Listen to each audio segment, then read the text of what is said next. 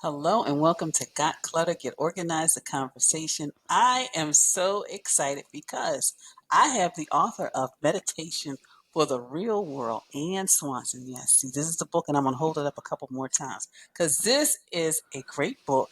I can't wait to get into the conversation, and thank you so much for joining us. Thank you so much for having me.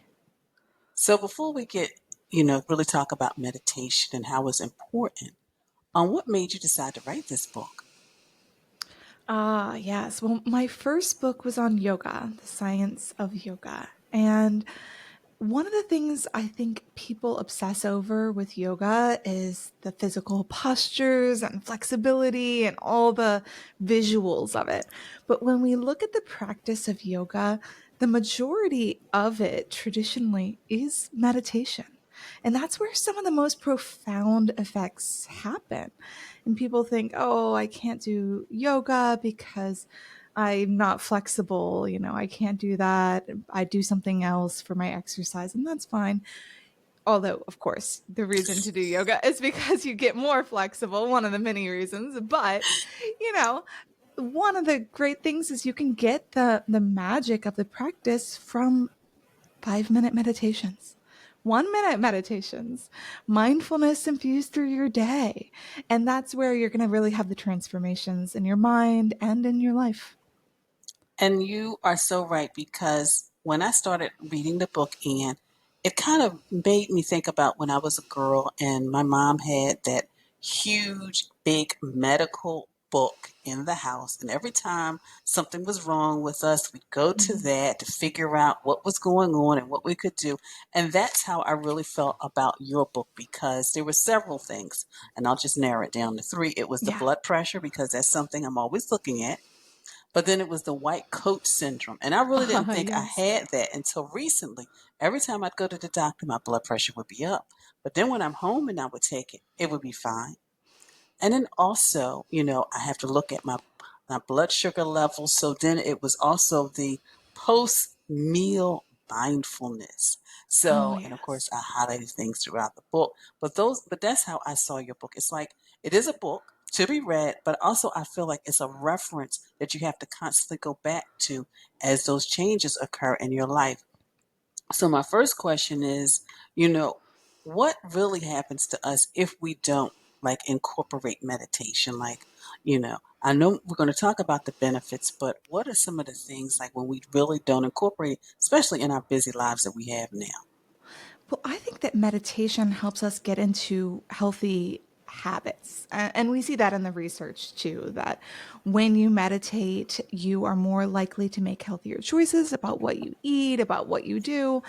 So, one of the examples you gave about blood sugar, for example, I infuse gratitude and mindfulness into my meal. Before each meal, we take a deep breath and we smell the food and we say something out loud we're grateful for. And it just sets this tone to move a little slower when we eat, to infuse that gratitude into actually eating.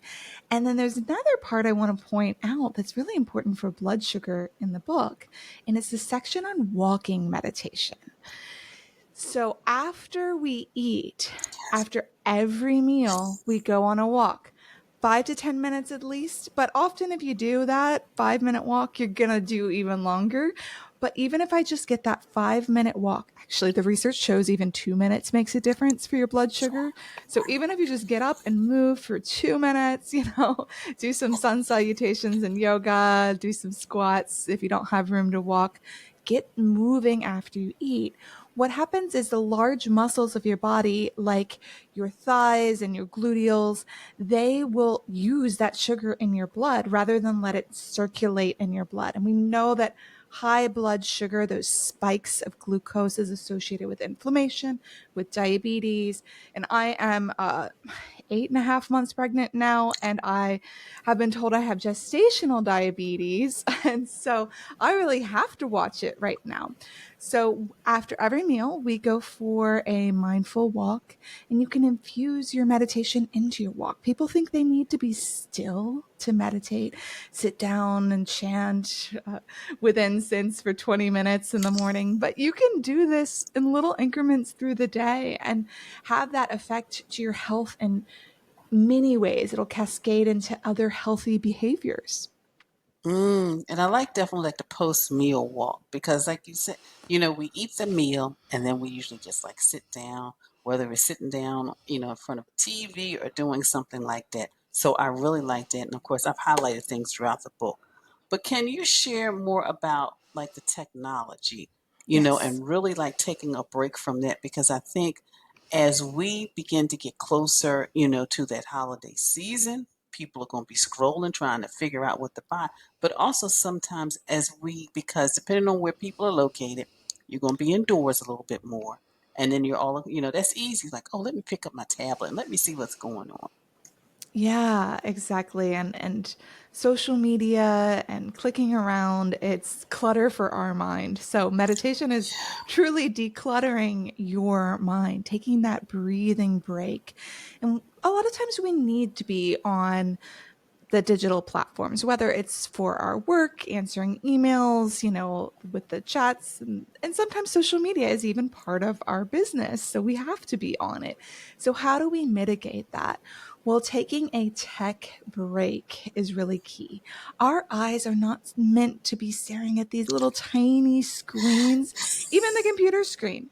And so we want to let our eyes have a break. Let's actually do it right now. You can Okay. imagine you were like at the computer or at your phone scrolling and you're just feeling kind of dull, that zombie scrolling. And you're like, whoa, I need a break from this. This is not good for me right now. So what you do first step is to look away from the screen. So if you have a window, I recommend look out the window, look at nature. If you just look out the hall or look in the distance, what happens is your eyes will relax. The muscles in your eyes will relax, your vision expands. So take a moment, everyone, and just look in the distance if you can. Take it in, notice what you see. And if, as you're listening to this, it's safe for you to do so, you're not driving or anything, you're welcome to close your eyes and also still notice what you see, the lights, colors, textures. And then shift your attention to what you hear in your environment.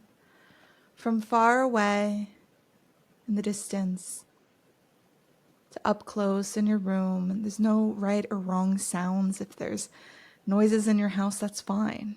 Just notice them. Maybe in the foreground you can hear the sound of your own breath. Take a deep inhale through the nose. Notice any smells. Exhale slowly. Notice any tastes that are present now. And notice how you physically feel in your body. Maybe you feel a need to readjust your posture as you notice this or move a little. I invite you to listen to whatever your body is asking you to do for a moment. As you notice what you feel, your body's constantly speaking to you, but this is your time to listen. Gently open your eyes and take in what you see, hear, smell, taste, and feel simultaneously. Take in that wisdom of your body. And now you may feel like getting back to the scrolling or whatever you were doing, or maybe you'll recognize your body was just asking for something else. Like my body was just asking for a sip of water. And so if you just listen, your body will tell you what the healthiest behavior is for you to do next. And and that was so relaxing. And a couple of things you said. One, you were talking about us being in front of these screens all day long, and it still surprises me sometimes that in corporate America, people still feel the need that they have to work through lunches and not take breaks. And I'm like, but that's a moment for you to pause throughout your day. So sometimes it's just doing things like that. But also, when you said listen to the sounds, and I could hear a bird in the background, Yeah. I would have not noticed that, but I could hear the bird in the background. So, and it was just, and now I actually feel so relaxed, just so relaxed in. So for, as we move to the end of the year, into the holidays, into the end of the quarter, into the year projects, the decorations and all of that stuff, it can be beautiful and wonderful, but it can be overwhelming. What are some things that maybe, and you gave us a great example because it didn't take a lot of time.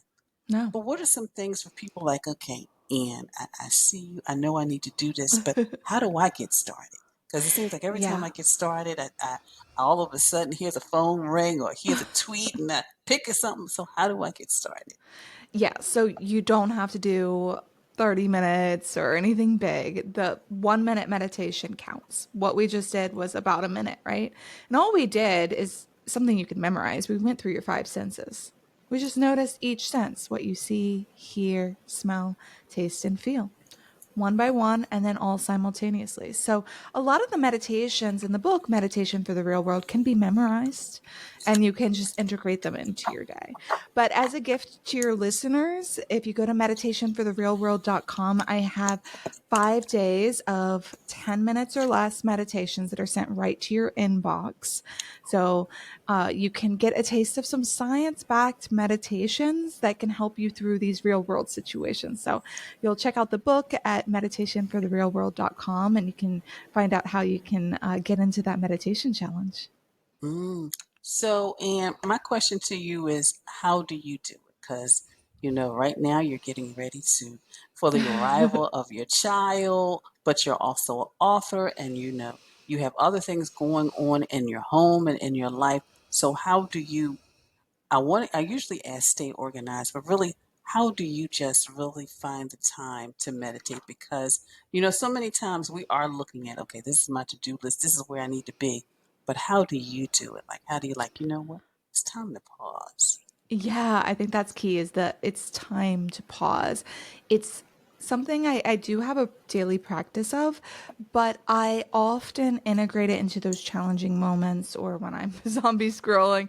I pick cues throughout the day. And this is how any listener can build a strong habit for anything actually is instead of blocking off a time in your calendar, think of a cue that you'd like to integrate meditation next to before, during, or after. So, for example, for you coming on to these calls, about to interview somebody, or maybe somebody's going into a Zoom meeting and you're about to run a meeting, arrive a couple minutes early and just do a 1 minute meditation. Look away from the screen, get it all set up, and then look away from the screen and do that 1 minute meditation. Then you're going to be able to come to that meeting with a greater sense of clarity.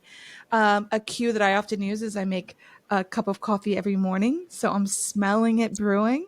And before I take my first sip, I do a meditation, whether it's 1 minute or 10 minutes. That's where I fit in that practice. So integrating it Mm. into a moment that you know that you have a strong habit of already. That's what the research shows is going to be the best way to build a new habit.